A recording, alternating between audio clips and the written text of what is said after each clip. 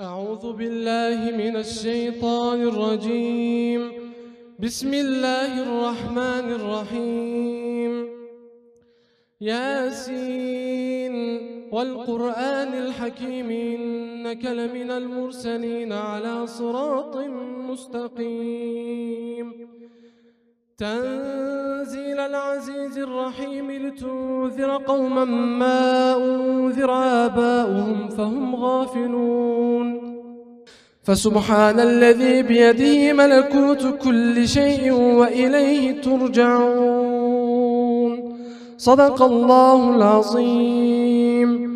سبحان ربك رب العزة عما يصفون وسلام على المرسلين والحمد لله رب العالمين. الفاتحة. Bu güzel kıraatleri için Sayın Muhammed Emin Yılmaz hocama teşekkür ediyorum. Malumunuz olduğu üzere 2014 6-8 Ekim Kurban Bayramı günlerinde kimsesiz, fakir, muhtaç ve yetimlere kurban eti dağıtılırken HDP'li PKK'li çeteler tarafından vahşice katledilen şehit Turan Yavaş, şehit Riyad Güneş, şehit Hasan Gökgöz, şehit Hüseyin Dakak, şehit Cumali Güneş ve şehit Yasin Börü'nün şehadetine hepimiz tanıklık ettik, şahitlik ettik. Kıymetli Müslümanlar, bu mekanlar değerlidir. Bu mekanlar önemlidir. Nitekim şahitlerin ve şehitlerin bulunduğu bir mekandayız. Allah'ım şahit ol. Ben bu şehitlerin şehit olduğuna şahidim. Ey Müslümanlar, sizler de bu şehitlerin şahitliğine şahitlik eder misiniz? Sizler şehit Turan Yavaş'ın şehit olduğuna şahitlik eder misiniz? Sizler şehit Riyad Güneş'in şehadetine şahitlik eder misiniz? Sizler şehit Hasan'ın şehadetine şahitlik ediyor musunuz? Sizler şehit Hüseyin'in şehadetine şahitlik ediyor musunuz? Sizler şehit Cumali'nin şehadetine şahitlik ediyor musunuz? Sizler şehit Yasin'in şehadetine şahitlik ediyor musunuz? Allahümme feşhed. Ya Rabbi şahit ol. Ya Rabbi şahit ol. Roji mahşerde bizleri tekrar birleştirdiğin zaman, mazlumların ve zalimleri bir araya getirdiğin zaman, bizler şimdiden şahitlik ediyoruz ki bu azizlerimizi senin davan için şehit verdik. Şahit ol ya Rab. Khuda khuda ey khuda, ev can jiboy te feda. Khuda khuda ey khuda, ev can jiboy te feda.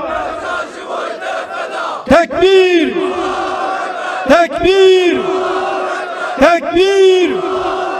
Allahu Ekber, Allahu Ekber, Allahu Ekber. Evet, şimdi de açılış konuşmasını yapmaları için Hüdapar İl Başkanımız Sayın Faruk Dinç Beyefendi'yi davet ediyorum. Kıymetli Başkanım, buyurun.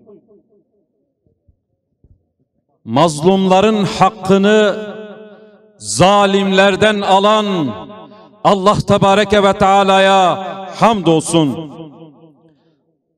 İnsanlığın kurtuluş rehberi Hazreti Muhammed'e, âline, ashabına salat ve selam olsun.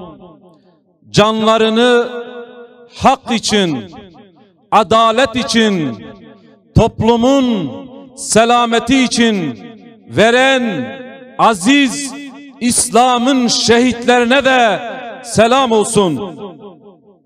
Ve Allah'ın laneti hakka düşman olan, insanlığa düşman olan, her yerde zulümleriyle zulüm eden, kahhar olan Rabbimiz de zalimleri, 6-8 Ekim şehitlerin katillerini ve tüm aziz İslam'ın şehitlerini katleden zalimlerin Allah'ın laneti de onların üzerine olsun.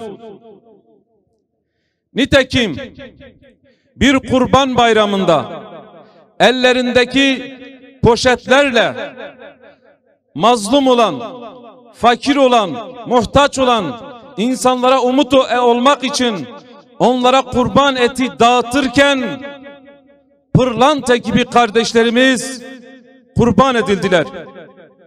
Kurban ediliş sebepleri ise güya Kobani'de Kürtlere destek amaçlı ve onlara destek olmak için Doğu bölgesinde dindar Kürtler hedef alındı. Ve Doğu'nun çeşitli illerinde onlarca Kürt kardeşimiz katledildi. Ve hem de öyle bir şekilde katledildiler ki hiç Kürtlerin kültüründe olmayan vahşi bir şekilde katlettiler. Bu kültür bizim içimizdeki bir kültür değildir. Bunların aldığı kültür Batı'nın, Amerika'nın kültürüdür. Onların şerbetini içmişler. Kürtlerin şerbetini içen bu zulümleri yapamaz. Biz bugüne kadar böyle bir vahşete şahit olmadık. Şehitlerin katilleri de bilsinler ki bizler annemizden hür olarak doğduk. Tekbir! Tekbir! Tekbir! Allahu Ekber! Allahu Ekber! Allahu Ekber! Bizler annemizden hür doğduk. Bizler İslam'ı seçtikten sonra kölelik zincirini kırıp attık.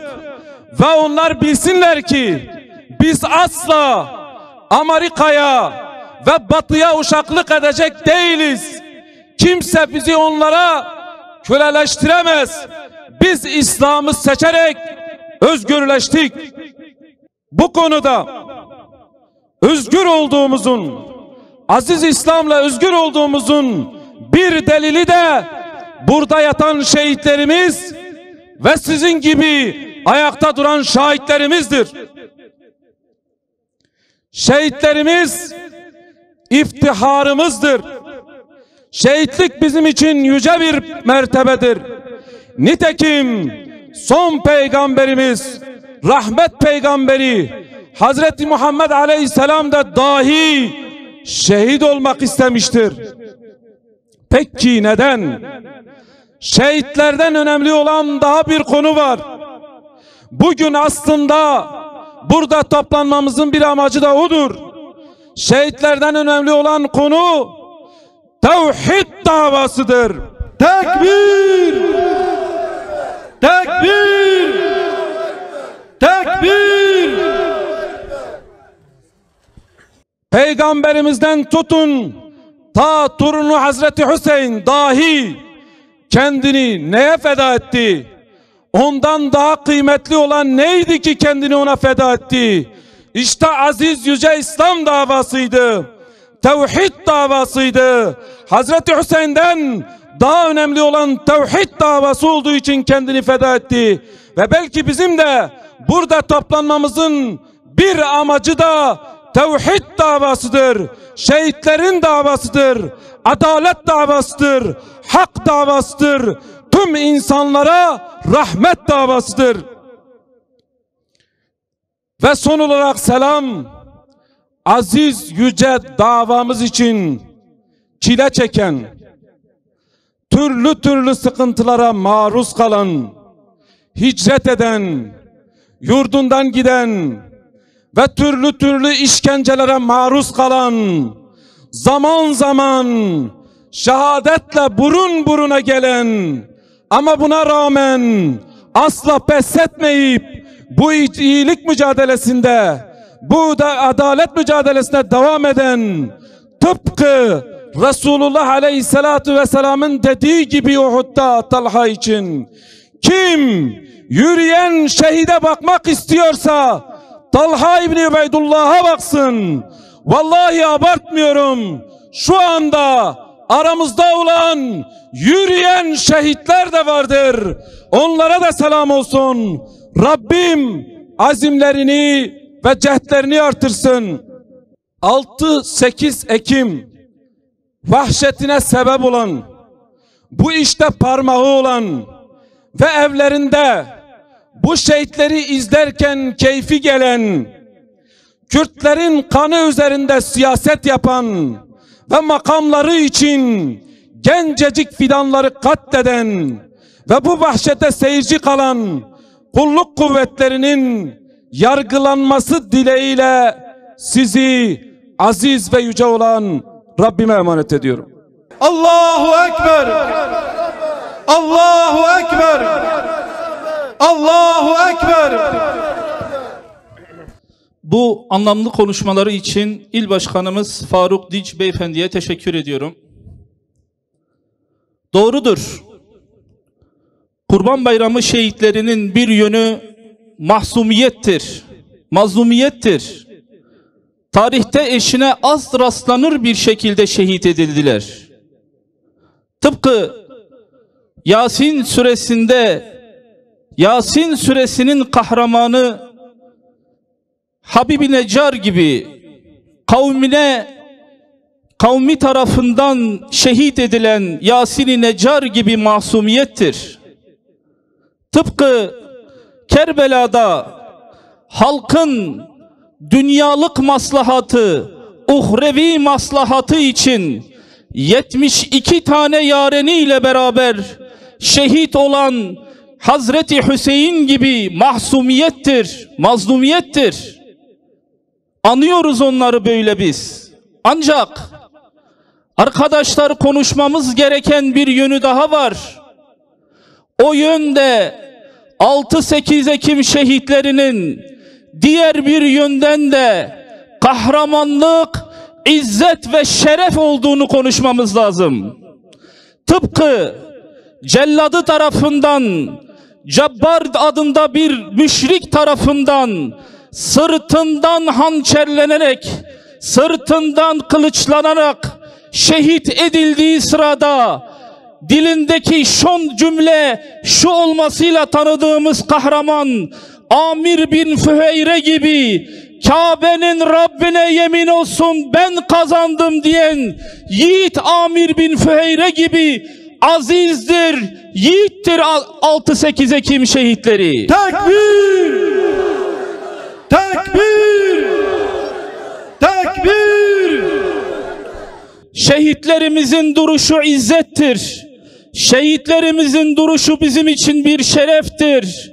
Az önce de misalini verdiğimiz, bir yönüyle mahzum olan Kerbela olayının, diğer yönüyle cesaret ve izzet olan Hazreti Hüseyin'in duruşu gibidir 6-8 Ekim şehitlerinin duruşu. Hani kılıçlar vücudunu parçalarken Peygamberinin o nazenin evladının cesedinin üzerinde kılıçlar dönerken heyhat mine zille, zillet bizden uzaktır diyen Hüseyin'in davasıdır şehitlerimizin davası. Tekbir! Tekbir! Tekbir! Allahu Ekber! Allahu Ekber! Allahu Ekber! Biz tarih önünde şahidiz ki kazananlar hep iyiler olmuştur. Karanlık güçler değil. Evet, şimdi de halka hitapları için Hüdapar Genel Başkanı Sayın Zekeriya Yapıcıoğlu'nu davet ediyorum. Kıymetli başkanım, buyurun. Bismillah ve elhamdülillah ve salatu ve selamu ala Resulillah. Esselamu aleyküm ve rahmetullah. Kıymetli dostlar, aziz müminler ve mümineler, hepiniz hoş geldiniz. Allah'ın selamı, rahmeti, bereketi, mağfireti hepinizin üzerine olsun inşallah. Euzu billahi mineşşeytanirracim. Bismillahirrahmanirrahim. Ya eyyühellezine amenu ista'inu bis sabri ves salah. İnnallaha ma'as sabirin. Ey iman edenler! Sabır ve namazla Allah'tan yardım dileyin. Çünkü Allah sabredenlerle beraberdir. Evet değerli kardeşlerim, gerektiğinde ölümü bile göze alarak Allah için mücadeleye devam etmek sabrın en uç noktası, en ileri örneğidir. İşte bugün 2014 yılının Kurban Bayramı'nın 3. gününde 6 Ekim'de başlayan olaylarda Kurban Bayramı'nın son günü 7 Ekim günü canlarını veren aziz şehitlerimizin manevi huzurunda toplandık.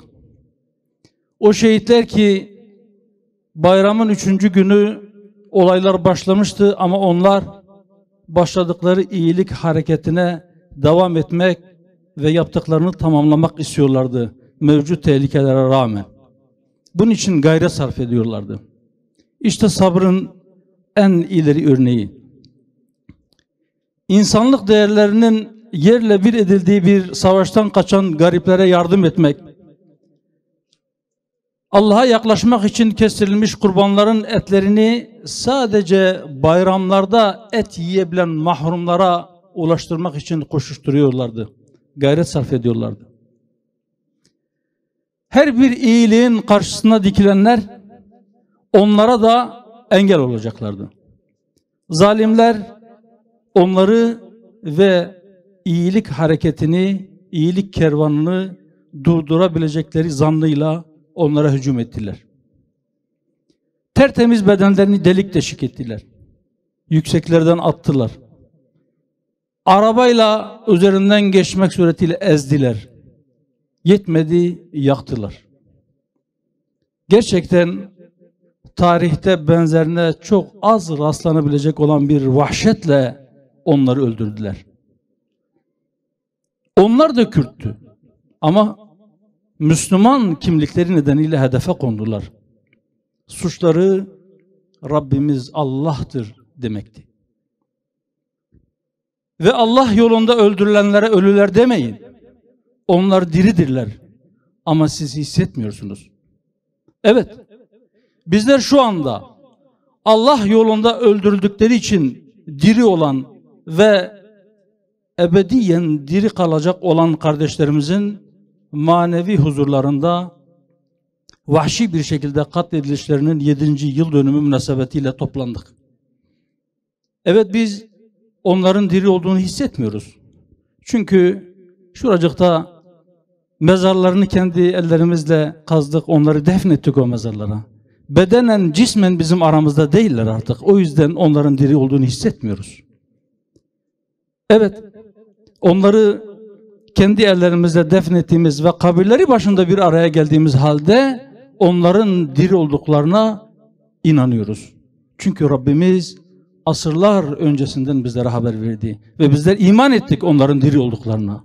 Onlar ebediyen diri kalacaklardır.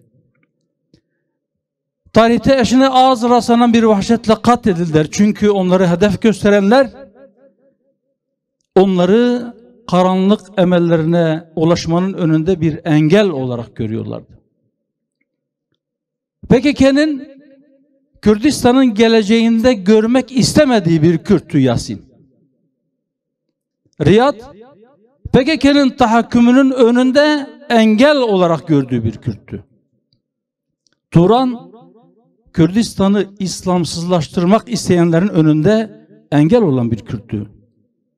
Hasan, Müslüman kimliği vahşetin sahipleri tarafından reddedilen bir Kürttü. Evet, Hüseyin, çağın Yezidleri tarafından ortadan kaldırılmak istenen bir Kürttü. Elbette saldırılar bu taptaze fidanlarla sınırlı değildi. Hedefte olanlar sadece bunlar değildi. Kurban eti dağıtan bu gencecik insanlar değildi sadece hedefte olanlar. Sadece sakalından ya da yanındaki eşinden, kızından, annesinin örtüsünden dolayı, giyim kuşamından yani İslami kimliğinden dolayı hedef olan nice insan vardı. Müslüman kimliği taşıyan pek çok insan yaşlı genç ayrım yapılmaksızın hedefe kondu, hedef gösterildi. Saldırılar sonucu kimi şehadet şerbetini içti, kimisi de yaralı olarak o günden üzerinde bir iz taşımaktadır. Yaşanan vahşet, Müslüman Kürt kimliğinin reddedilmesi, yok edilmesi çabasıydı. Toplumun bir kesiminin sistematik bir şekilde hedef gösterilmesi ve sivil halka karşı yapılan bu katliam, kelimenin tam manasıyla insanlığa karşı bir suçtu. Evet, bu saldırılar insanlığa karşı işlenen bir suçtu. Çünkü toplumun bir kesimi İslami kimliğinden dolayı hedef seçilmişti. Ve hedef seçilenler sivil insanlardı, sivil halktı. Bu katliam sistemli bir şekilde hazırlandı. Haftalar öncesinden çağrıları yapıldı. Bunun için zemin hazırlandı. Toplumun dindar kesimi hedef olarak gösterildi. Basın yayın araçları da kullanılarak bütün dindarlar IŞİD mensubu olarak yaftalandı. Saldırmaya hazır hale getirilenler en üst perdeden sokağa çağrıldı daha sonra. Yakma, yıkma ve öldürme olayları yaygınlaştıktan sonra da onları sokağa çağıranlar henüz sokağa çıkmamış olan taraftarlarını sokağa çıkmış olanlara destek vermeye davet edildi. Katliamı işleyenlere karşı kamuoyunun yoğun bir tepkisi oluştu.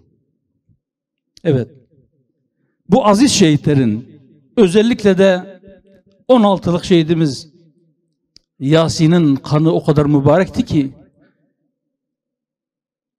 vicdanı tamamen ölmemiş bütün bir insanlığı ayağa kaldırdı.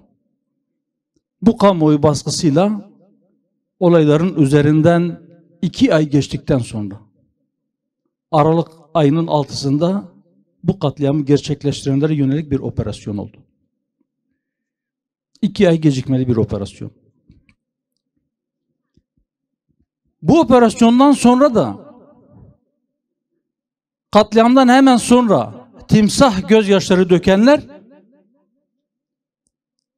operasyon yapılıp sokaktaki adi tetikçiler yakalandıktan sonra onlara bütün imkanlarıyla sahip çıkmaya devam etti.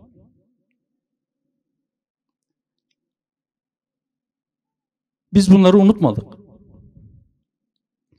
Unutmayacağız da. Ve emin olun, onları unutmak ya da unutturmak isteyenlere de zamanı geldiğinde hatırlatacağız. Vahşiler belki bu aziz şehitlerimizin bedenlerini aramızdan aldılar. Belki onları yok edip onlardan kurtulduklarını zannettiler. Fakat emin olun, bu vahşet hakikatte o zalimleri vurdu. onların maskelerini düşürdü. Onların bütün çirkinliklerini gün yüzüne çıkardı.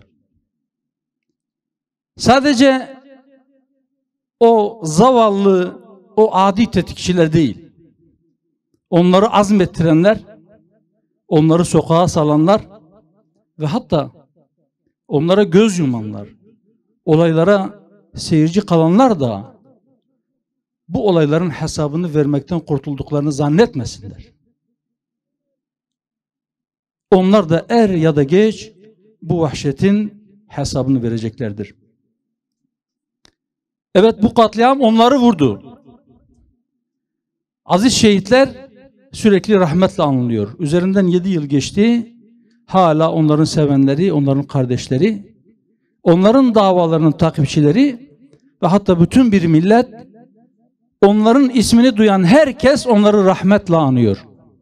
Ama Yezidlerce katleden bu masumlar, bu tertemiz gençler rahmetle anılırken onların katilleri, çağımızın Yezidleri ilelebet lanetleneceklerdir, lanetle anılmaya devam edeceklerdir. Tekbir! Tekbir! Tekbir! Allahu Ekber! Allahu Ekber! Allahu Ekber! Bu lanet onların yakasını bırakmayacaktır, emin olun. Onlar Allah'ın izniyle helak olup bu dünyadan göçtükten sonra da onlar asıl akıbetin ne olduğunu, onları bekleyen şeyin ne olduğunu o zaman göreceklerdir. Evet, elbette bu vahşetin tek sorumlusu sokaklara salınan o çapulcu tetikçiler değildi. Onları kışkırtıp sokağa salanlar, bir zamanlar onların ipini elinde tutup zamanı geldiğinde onu gevşetip onları bazı kesimlerin üzerine saldırtanlar da sorumludur. Hem de onların sorumluluğu çok daha büyüktür. Çünkü biz biliyoruz, biz inanıyoruz ki fitne katilden beterdir. Fitne öldürmekten daha şiddetlidir. Ve asıl fitneyi çıkaranlar o sokaktaki ayak takımından çok daha büyük bir sorumluluk taşımaktadırlar. Bitmedi. Şehirler silah depolarına dönüştürüldüğünde olan bitene seyirci kalanlar, olaylar başladığında masum insanların canını ve malını korumakla görevli olanlar, bunun için maaş alanlar ama buna rağmen seyirci kalanlar, onlar da elbette yaptıklarının ya da yapmaları gerekip de yapmadıklarının hesabını bir gün vereceklerdir. Onlar da en az sokaktaki vandallar kadar olan bitenden sorumludurlar. Kardeşlerim, şunun altını özellikle çizmek istiyorum. 6-8 Ekim ve devamında yaşananlar adına çözüm süreci dedikleri yanlışlar silsilesinin bir sonucuydu. 6-8 Ekim hadiseleri yıllarca biriken, üst üste yapılan yanlışların bir anlamda bir patlayan bir baraj gibi ortalığı kasıp kavurmasıydı.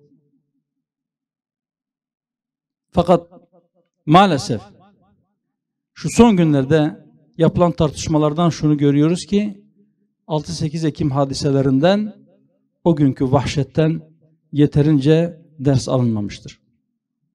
Benzer bir sürecin yeniden başlatılması gerektiği eğer bugün tekrar konuşuluyorsa gerçekten de olan bitenden yeterince ders alınmadığı net bir şekilde ortaya çıkmaktadır. Meselenin inkarı ya da çözümsüzlüğe terk edilmesi de aslında aynı hatanın bu sefer tersten yapılmasıdır. Herkes şunu iyice anlamalıdır. Şu aziz şehitlerimizin manevi huzurunda bütün memlekete, bütün kamuoyuna, bütün siyasi partilere ve yetkililere sesleniyorum. Herkes şunu iyice anlamalıdır. Kürdü Kürt kökenli Türk yaparak meseleyi çözemezsiniz. Ama Kürt'ü kökeninden, inancından, ahlakından, örfünden kopararak da bu meseleyi çözemezsiniz. Kürt'ü öldürerek, öldürterek bitiremezsiniz. Yasinleri öldürerek, öldürterek bitiremeyeceksiniz. Kürt'ün İslami kimliğini yok edemeyeceksiniz. Kürdistan'ı yeni bir Endülüs yapamayacaksınız. Kırdılar belki en nadide dallarımızı, vurdular gencecik fidanlarımızı, ama indiremediler şehadet parmaklarımızı.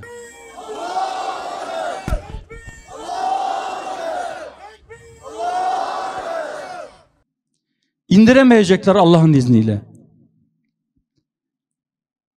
Allah ilahi kelimetullah için can veren bütün şehitlere rahmet eylesin. Bizleri de onların yolundan ayırmasın. Onların hayır ve bereketinden bizleri mahrum etmesin inşallah. Katillerin üzerinden de lanet, azap ve bela eksik olmasın. Bu aziz şehitlerimizi anmak için uzaktan yakından buraya gelen bütün kardeşlerime, ekranları başında bizi izleyen ya da izleyecek olan bütün ehli imana selam olsun. Davamızın sonu alemlerin Rabbi olan Allah'a hamd etmektir. Selamun Aleyküm ve Rahmetullahi ve Berekatuhu. Bu anlamlı konuşmaları için Genel Başkanımız Sayın Zekeriya Yapıcıoğlu'na teşekkür ediyorum. Allah-u Teala sizlerden razı olsun inşallah. Bizi kırmayıp teşrif ettiğiniz için.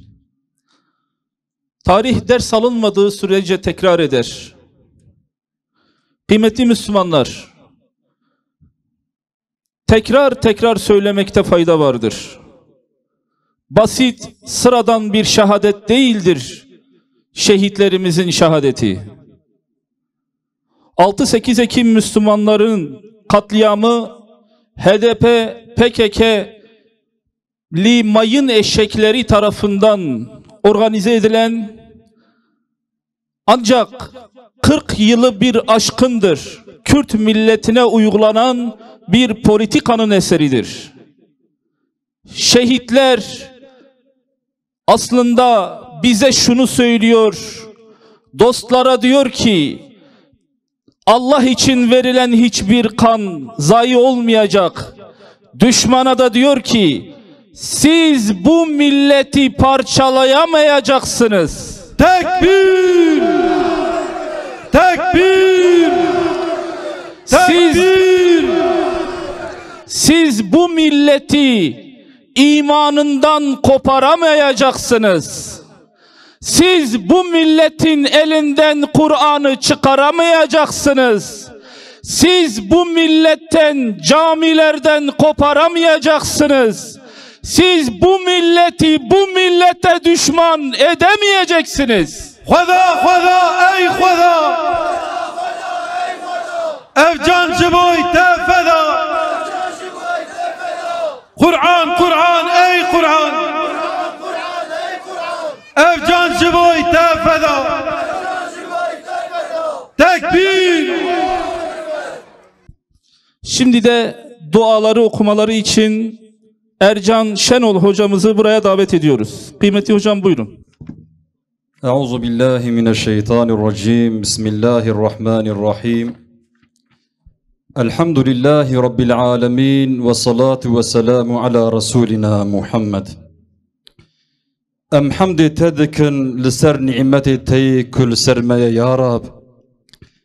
Em hamdi tedkin kuta em kirne Müslüman ve mümin. Em hamdi tedkin te em kirne insan ve muruf. Ya Khudani nura mazın, ya ekremel ekremin. Roja hisaba mazın, jni'metu ditna cemala khwama bi biht neke. Ya Khudani mülke mazın, ya Rabbel alemin. Tüme jwan abda hasab bike, ey guhe khuddan emru fermani te.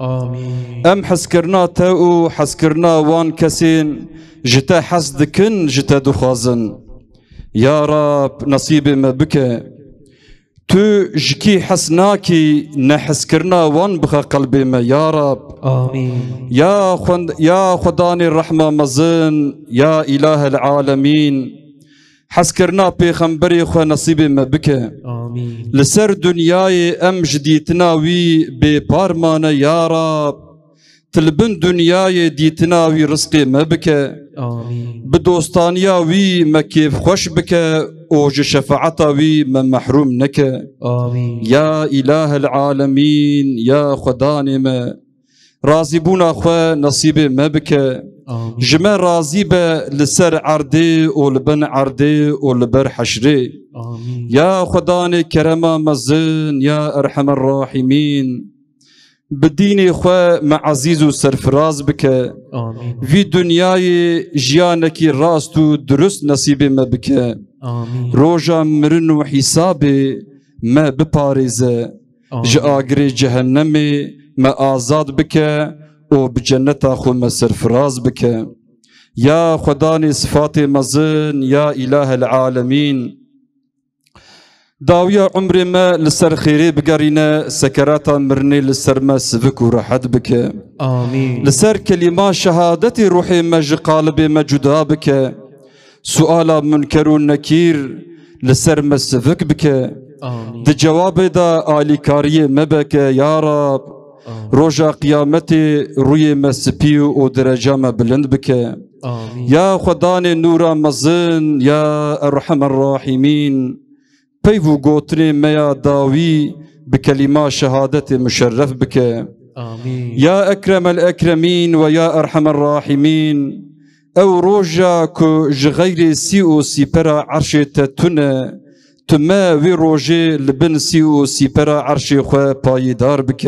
آمين يا خداني الرحمة مزن يا رب العالمين يا أكرم الأكرمين بحرمة حبيبي خوي أكرم نبي خوي محترم حضرتي محمد مصطفى عليه الصلاة والسلام تماو همين نافشو باجاري ولاتي مو تمام ولاتي إسلامي جقزاو بلايان آفات وطوفانان آقر وزلزلان فتنة وفساديان محافظة بك آمين صلح براتيان بين مسلمان تقوي بك آمين قلبي وان تجي إيمان وتوحيد بك آمين آلي كاريات دين إسلامي ومسلمان بك آمين تقوة نيار دين إسلامي ومسلمان جهف بلا بك اتفاقا وان خرابك آمين ترسو لرزي بخد وان يا رب آمين يا خداني عرش مزن يا رب العالمين خندنا قرآن وعمل كرناوي تنصيب ما وأولاد ما بك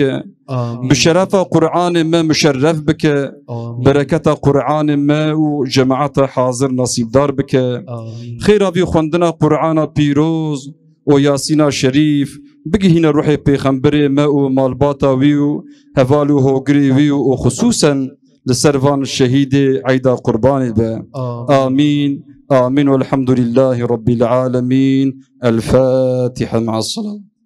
Bu güzel duaları için amin diyen dilleriniz için teşekkür ediyorum. Allahu Teala sizlerden razı olsun ve özelde bütün Diyarbakır halkı adına, siz değerli misafirler adına, şehitlerin ailelerinin çocuklarının şehadetini tebrik ediyor. Allahu Teala ailelerine, arkadaşlarına, dostlarına iki cihanda saadet temenni ediyoruz. Allahu Teala sizlerden razı olsun.